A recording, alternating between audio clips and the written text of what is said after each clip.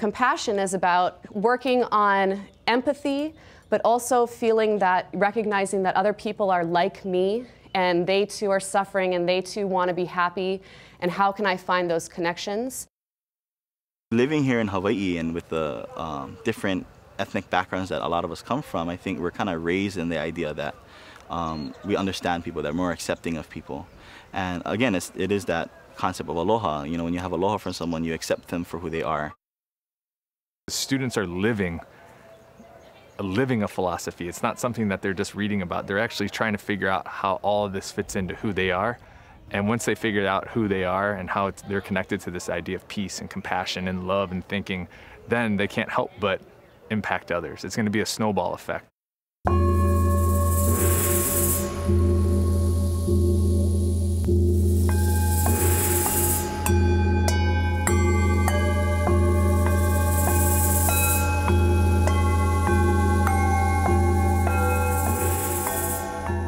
We were particularly interested in having the Pillars of Peace program focus on young people, because right now in this day and age, for kids who are reading the paper or trying to understand their place in the world, it can be a pretty unsettling place.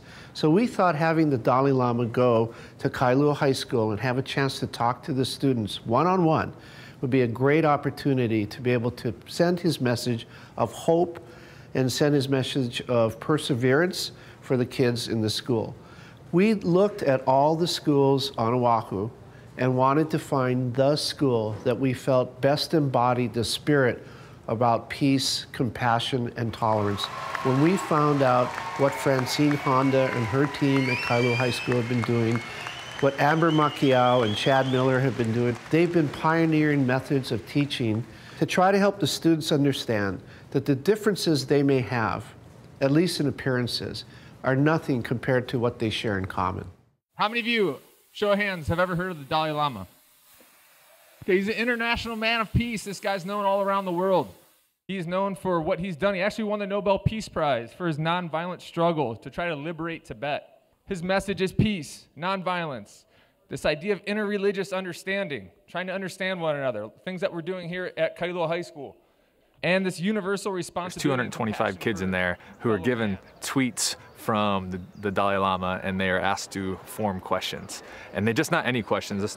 They were supposed to be philosophical in nature, things that they really wondered about. There was no bashfulness to it. They weren't embarrassed by their questions. And I think that really comes with this notion of what's been happening at Kailua High School is there's this pervading idea of intellectual safety in the classroom. You will vote next PTP class on which question will get submitted to the Dalai Lama when he's speaking at the university. Awesome job. And what that means is basically that I don't have to worry about anything that I say, because everything that I say is going to be taken seriously by my peers, and it's going to be seen without judgment. So I can take intellectual risks, I can ask questions, I can put out my own experiences, and whatever I say, I'm not going to get laughed at. Do you think with your mind, or do you act upon your heart? It's like, which is better? Because a lot of impulsive decisions made upon your feelings can get you into some sticky situations. We said that everything is an idea unless it's acted upon. So I think that peace is the same thing, but that it has too many variables in it for it to go right the first time. Because they felt intellectually safe, they are able to take those tweets and formulate these questions that are absolutely amazing. And that's something that we've been able to cultivate since they were in 9th grade to by the time they got to seniors. They were just comfortable in doing that. It wasn't even a big deal. When I asked them, this is exactly what we're doing, they knew already. Any philosopher would look at one of those and just be stunned by it. The whole premise of ethnic studies in Kailua High School is about nonviolence. And when we look at a lot of the Dalai Lama's teachings, compassion is connected to nonviolence, which is one of the fundamental aspects of philosophy for children. So what you did at the end of class is you started thinking about, well, now that we know all of this, what do you want to talk about with your classmates that relates to violence in our community and what the Dalai Lama has to teach us? So when we use philosophy for children to teach ethnic studies, we are engaging in a lot of dialogue with one another about really complex issues related to race and ethnicity and discrimination and marginalization. But they get to talk about it with their peers and listen to one another and learn from each other versus just having a teacher at the front of the room that's telling them about the histories of these groups. Kind of assume that they will be compassionate towards others, even though some are not compassionate towards us. My question is, can I assume that by the Dalai Lama coming to our school, it will change the way we act towards each other? What are the reasons societies are unwilling to give up part of themselves in order to settle an argument peacefully? They're doing it in an intellectually safe environment where they feel like they can really share deeper things that are important to one another, and so what it does is it helps to build tolerance between students. And we're being very conscious about it and saying, we want to work on tolerance and prejudice reduction and promoting a culture of peace.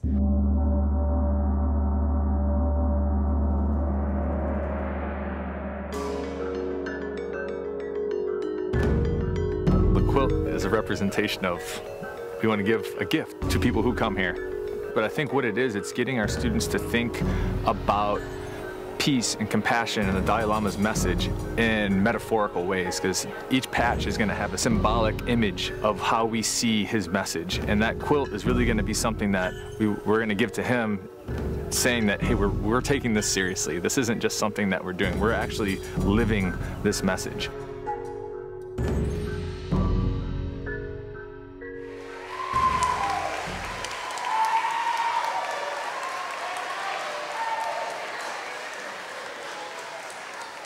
Building peace on the foundation of aloha is about taking the notion of aloha and starting with yourself. Having the Dalai Lama visit is that next step up. To make the school, first of all, to make the students at the school feel very proud and honored by the fact that His Holiness is coming to visit their school. And he's coming there because they've done such a great job. Our hope is that his visit to Hawaii will help him see that in the world there are places like Hawaii where people of different races and religious beliefs and cultural traditions get along. And not just get along, actually embrace the diversity of all and really love the fact that we have so many different traditions here.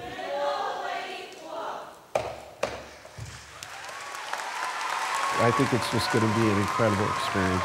And we're really happy to be able to do this with the Kailua High School team. Thank you. Thank you, Kumusuza and students. That was just wonderful. I had the privilege and honor to hear His Holiness, the Dalai Lama, yesterday speaking to thousands at the Stan Sheriff Center on advancing peace through the power of aloha. It seemed he was speaking not to thousands, but directly to me. His message of compassion is powerful and personal. It is with great humility and honor that I introduce you to His Holiness, the Dalai Lama.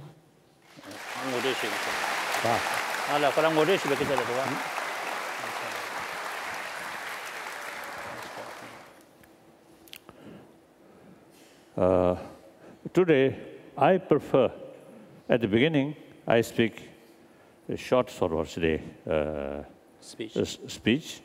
Then I prefer, you see, the more interaction with students and then also the teachers. At present, we must make every effort, the future more happy one. Happy one means violence always brings suffering. So, the happier future means peaceful, non-violence. Non-violence, peaceful, ultimately related with our mind. Not here intelligence.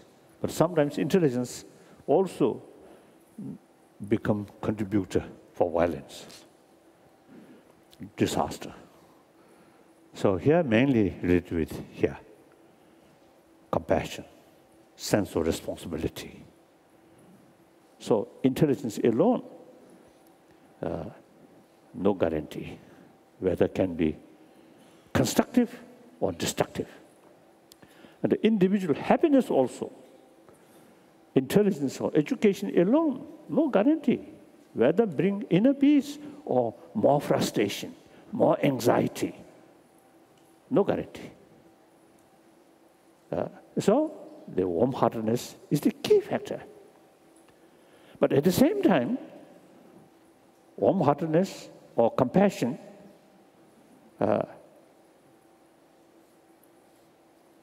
with human intelligence, then you see that compassion can be very, very realistic. So happy future, happy world can achieve only through combination of wisdom and warm-heartedness. So I'm very happy you are sort of taking special sort of effort or interest about compassion. Compassion. You have compassion programs. As long as I appreciate it. That's wonderful. Very good. So, very happy this opportunity. Thank you. Now questions. Questions.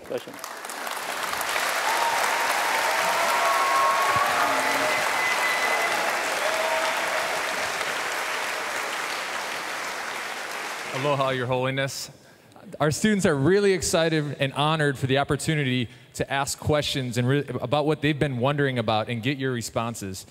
Kailua High School students have a reputation of being philosophers, and the questions that you're going to get today are really an invitation for you to join our inquiry that's been going on at this school for the last several years. So we want you to become part of the discussion that's been going on. So Caitlin, would you have the honor of starting and initiating this inquiry with His Holiness? Good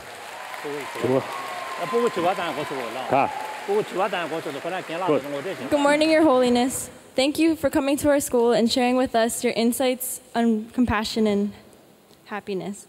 My name is Caitlin Hooker. I'm in the 12th grade.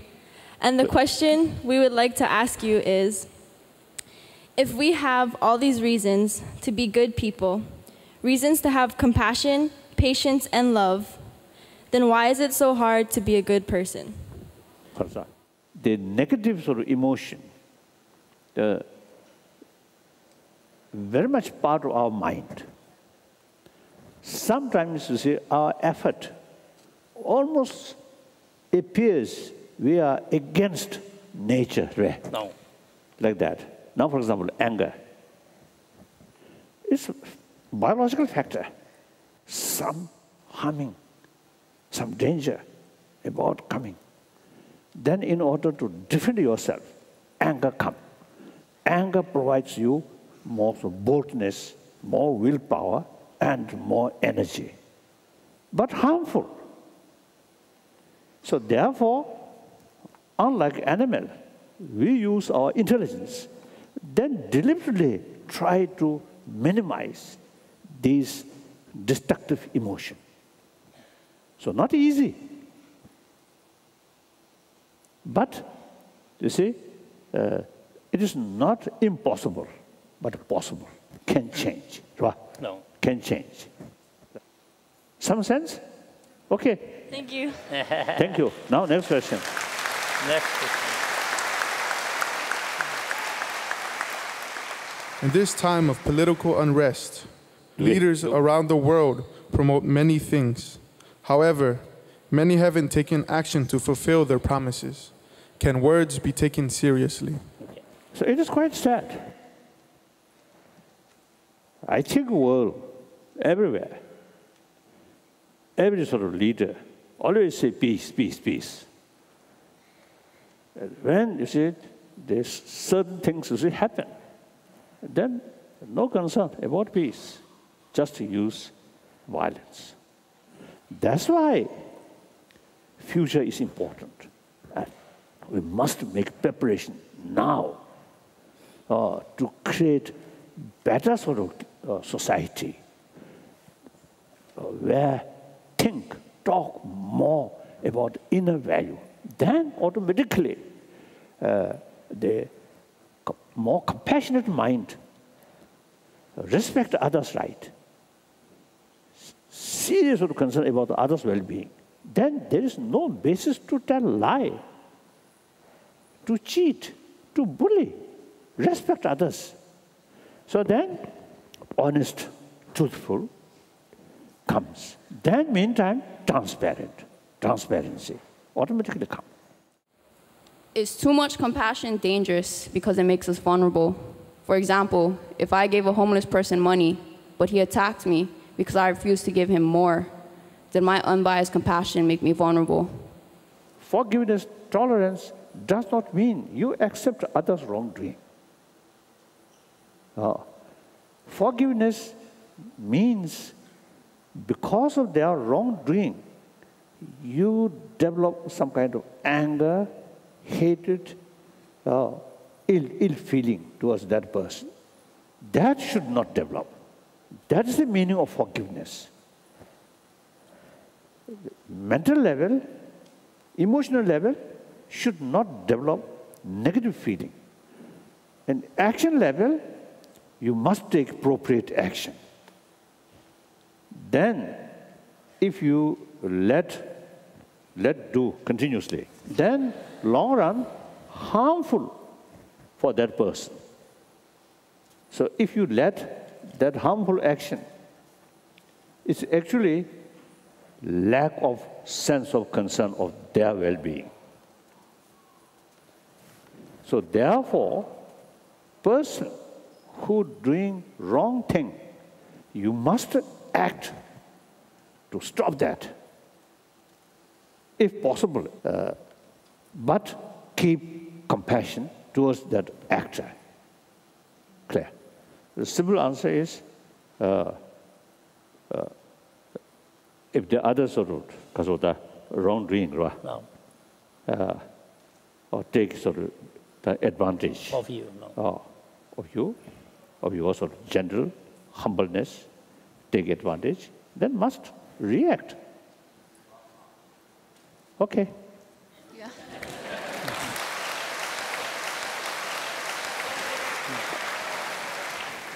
I would like to thank His Holiness for visiting Kailua High School today to share about building peace on a foundation of aloha. I would also like to thank the Pillars of Peace program organizers and donors for the big part they played in allowing this great event to happen. Well done.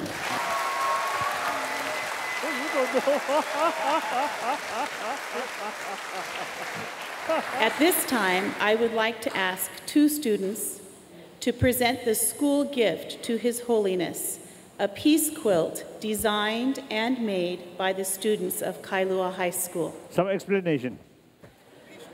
Peaceful, okay. Thank you, thank you, thank you. I want to congratulate Kailua High School and the students there. Really, this visit by His Holiness is a testament to the hard work that they've done and to the incredible values that the school embodies through their everyday life. To inspire people in Hawaii to take action, to be deliberate and purposeful about preserving the spirit of aloha, about preserving the civility and the compassion and the tolerance we have for each other and our differences here in the islands.